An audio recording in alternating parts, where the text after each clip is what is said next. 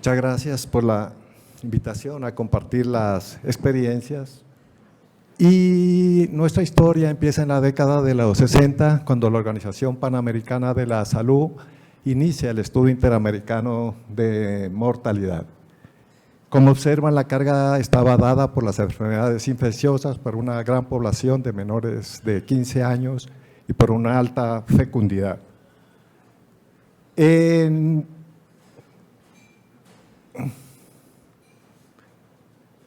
La carga en cáncer está dada en hombres y en mujeres por los tumores que ahora sabemos son producidos por agentes infecciosos. Cáncer de estómago y cervix contrasta con San Francisco, donde es más frecuente el cáncer de pulmón.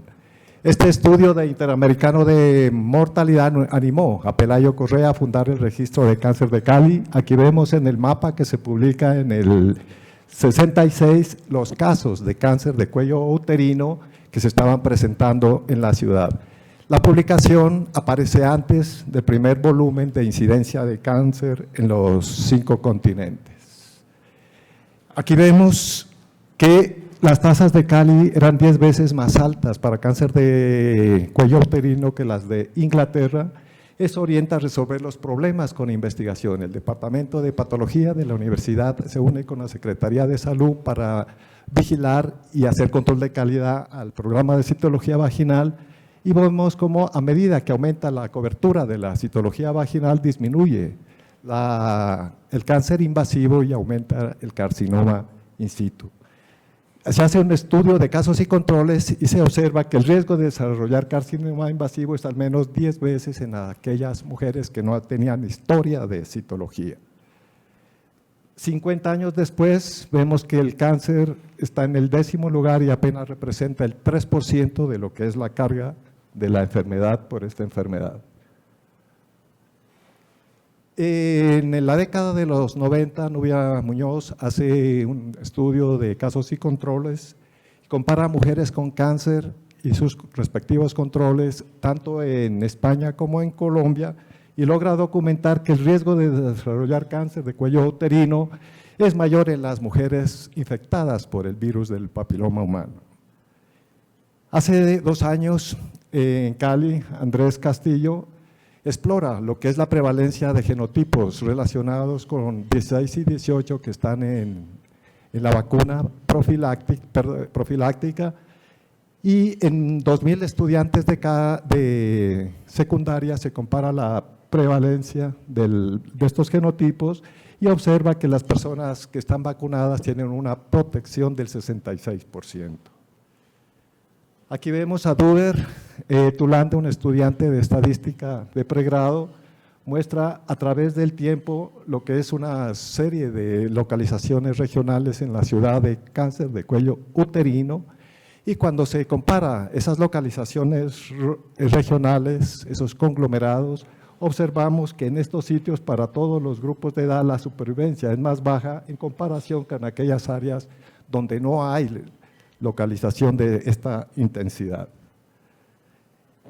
Volviendo ahora al cáncer que era frecuente en la época de los 60, el cáncer de cuello uterino, no había endoscopia, pero aprovechando el estudio de mortalidad, hacen el estudio en 435 autopsias y logran documentar que la prevalencia de metaplasia intestinal aumenta a medida que se aleja en el estómago, y este esquema es el que se utiliza ahora para la toma de biopsias de endoscopio.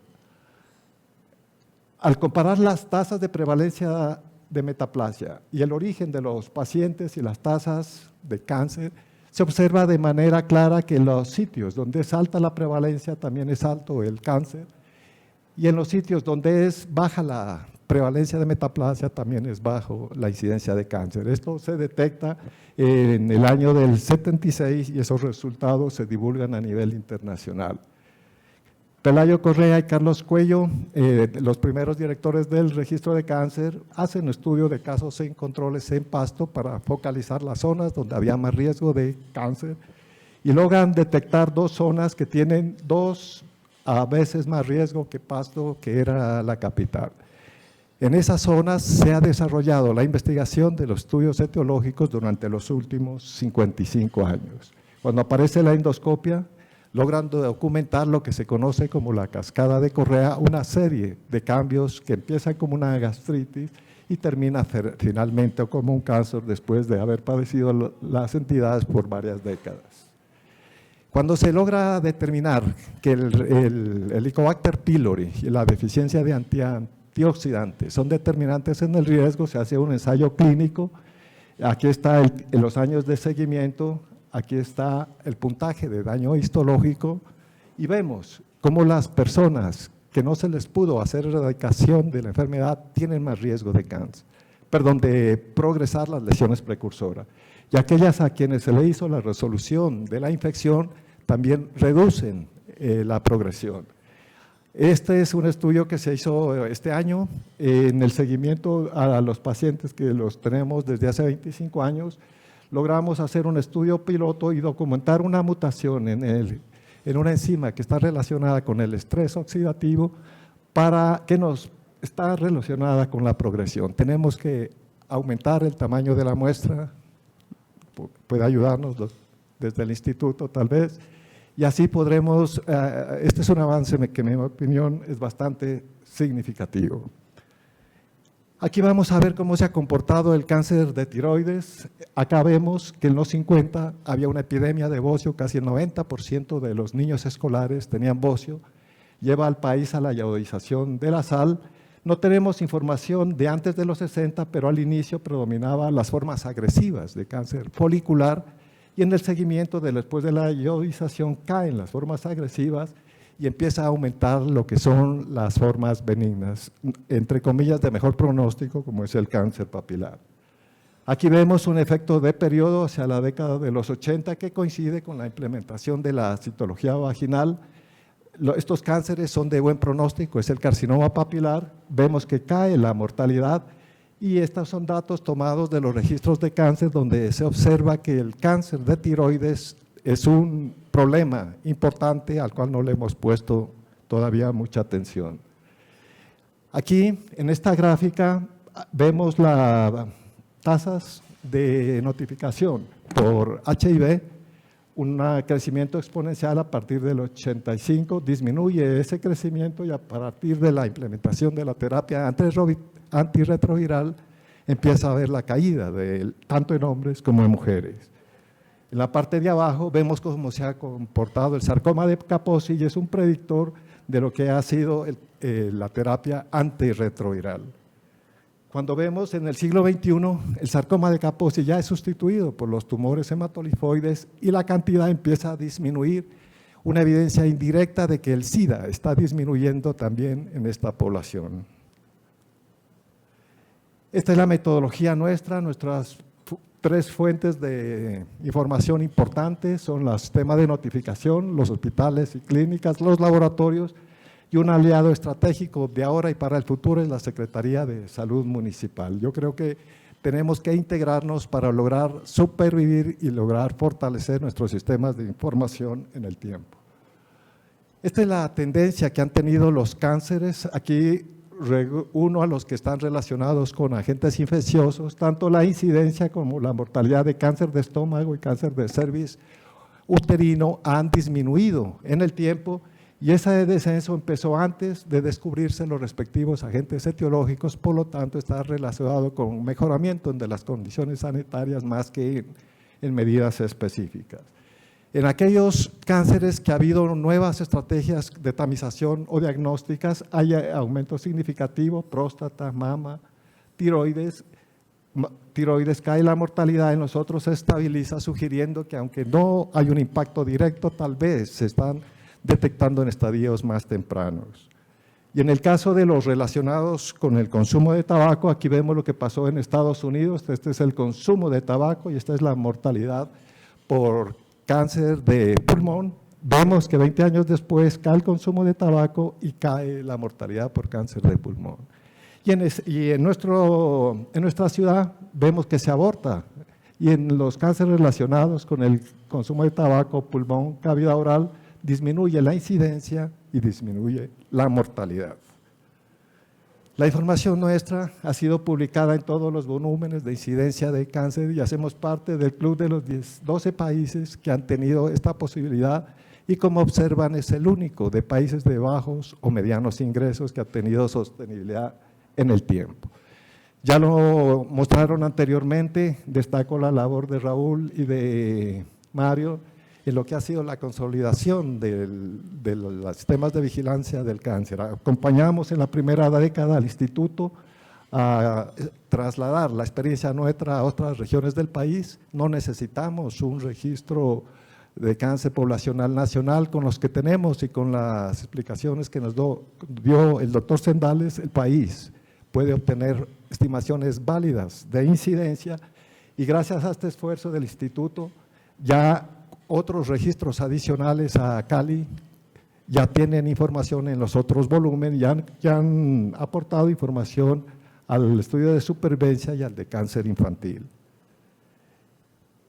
Hay algunas diferencias en lo que es la estimación del riesgo de cáncer. En esta gráfica comparo 3 fuentes de información. En verde, el registro poblacional de cáncer de Cali; en rojo, las estimaciones que hace el doctor Sendales a través de la mortalidad; y en azul, la cuenta de alto costo. Y observan que para todos los tipos de cáncer hay una subestimación del riesgo.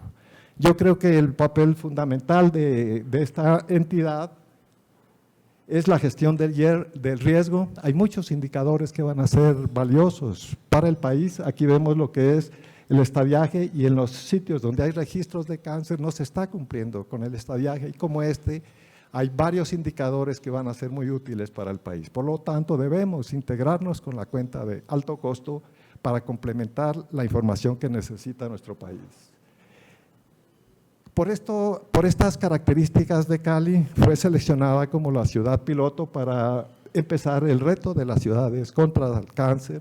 Es un esfuerzo de la Unión Internacional como una respuesta concreta a los objetivos de desarrollo sostenible y una respuesta a los objetivos de disminuir las enfermedades crónicas no transmisibles, su mortalidad en un 25%. Aquí está la ermita, y estas son una composición de las otras ciudades que han estado en este proceso.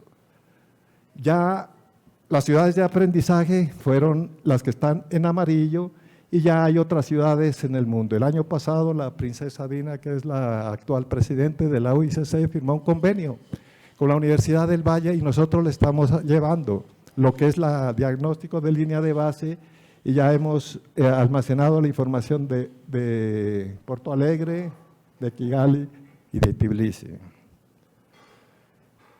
En los países pobres el cáncer mata más personas en todo el mundo que el VIH, SIDA, tuberculosis y la malaria. Por lo tanto, nuestros sistemas de vigilancia tienen que cambiar, porque en el momento están diseñados para el siglo pasado, donde estábamos pendientes de las enfermedades infecciosas. Aquí vemos una serie de semanas, una epidemia de Zika, y unas semanas después vemos la epidemia de microcefalias. Pero el cáncer es una enfermedad que tenemos que verla en décadas.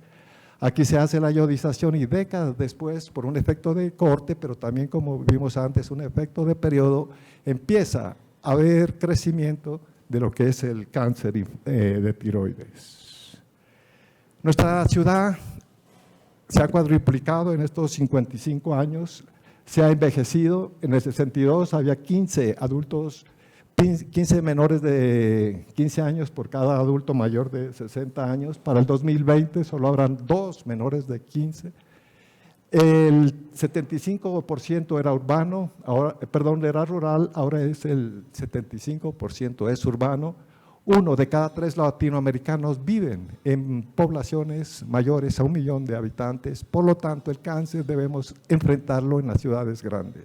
Y las ciudades pequeñas tal vez deben hacer remisión a estas ciudades grandes. Este es un resumen de lo que es nuestra ciudad. Es un centro de referencia que tiene un área de influencia del 20% de la población. Cada año se diagnostican 10,000 casos nuevos. Ninguna de estas infraestructuras tiene la capacidad para asumir toda esa carga. Por lo tanto, tenemos que mejorar todos en la ciudad para que el desenlace, que actualmente no es adecuado, mejore. Estos son los centros que tienen que enfrentar esta carga y descargo. El hospital donde trabajo, el hospital público, cada año le producimos a la sociedad 80 especialistas en diferentes áreas. Esta gráfica ya la hemos mostrado, así que voy a continuar, ya la conoce. En esta gráfica vemos, esta es la supervivencia que estiman los registros de cáncer, estos son los de a 5 años, y esta es la que hace el instituto a 2 años, y como observan la supervivencia es la misma. Por lo tanto, quiere decir de que hay que mejorar los procedimientos porque uno esperaría una mejor supervivencia en un instituto que es especializado. Desde el 2009, el grupo de hemato-oncólogos funda Vigicáncer para hacer un sistema de vigilancia al cáncer infantil. La metodología está publicada y el objetivo no es el registro, sino mirar el desenlace clínico en estos eventos: recaída de cáncer, muerte, abandono, segundos tumores, y se hace un seguimiento trimestral. En el 2013 se expande a Pasto, Ibagué y Neiva. En el 2015 a Cartagena y Bucaramanga. En el 2017 al eje cafetero.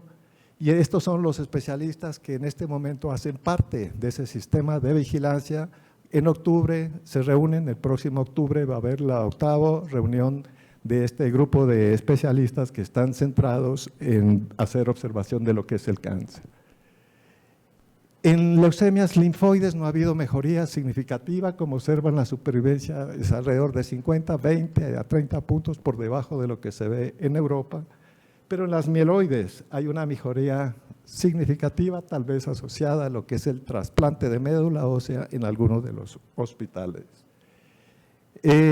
Aquí vemos, Oscar hizo parte del grupo que propuso algunos sistemas de estadiaje a nivel de cáncer infantil y en registros poblacionales, y aquí vemos cómo a medida que aumenta el estadiaje disminuye la supervivencia. Y otra cosa muy importante que vemos en la gráfica de la derecha es las evidencias de inequidad. Los niños del seguro semiprivado viven más que aquellos niños que están en un sistema que es el subsidiado, y eso en un neuroblastoma, ¿no? O sea que en todo el cáncer se evidencia este tipo de inequidad. Estos son los avances que hemos tenido en el control del cáncer, un registro poblacional, un sistema de vigilancia, los grandes aportes que ha hecho el Instituto Nacional de Cáncer, y por esta situación se seleccionó a la iniciativa SECAM 2025. No se centra en la población asintomática, donde debe continuar la prevención de salud pública, sino se centra en los que ya están enfermos y en estas 4 áreas básicas: aumentar la cobertura y mejorar la calidad de los servicios oncológicos básicos, Doctor Bravo, de la gestión de servicios oncológicos, de la calidad de la atención oncológica y del acceso a la comunidad a una atención integral. Se hizo un diagnóstico de línea de base. Estos son los 2 logros importantes en mi área. La Asociación de Patología, la ASCO, nos orientó para crear manuales de control de calidad en patología y también para algunas guías de manejo en cáncer de cuello uterino y de mama. Con el esfuerzo interinstitucional de varias personas, produjimos una información que yo creo que es línea de base para evaluación del control del Plan Decenal para el Control del Cáncer y también para la iniciativa de SECAM 2025 en la ciudad. Ahí está información de incidencia, de supervivencia de servicios oncológicos, la metodología que nos describió el doctor Sendales y el reporte técnico de la cuenta de alto costo. Y finalmente, estas son las personas que se han formado en doctorado, en maestría. En el registro de cáncer se han vuelto maestros en esas áreas, cerca de 16 profesionales, y ya hacemos parte de varias generaciones de profesionales que han permitido que la información que les he comentado sea posible. Y yo creo que esto era lo que quería compartir con ustedes y se me acabó el tiempo.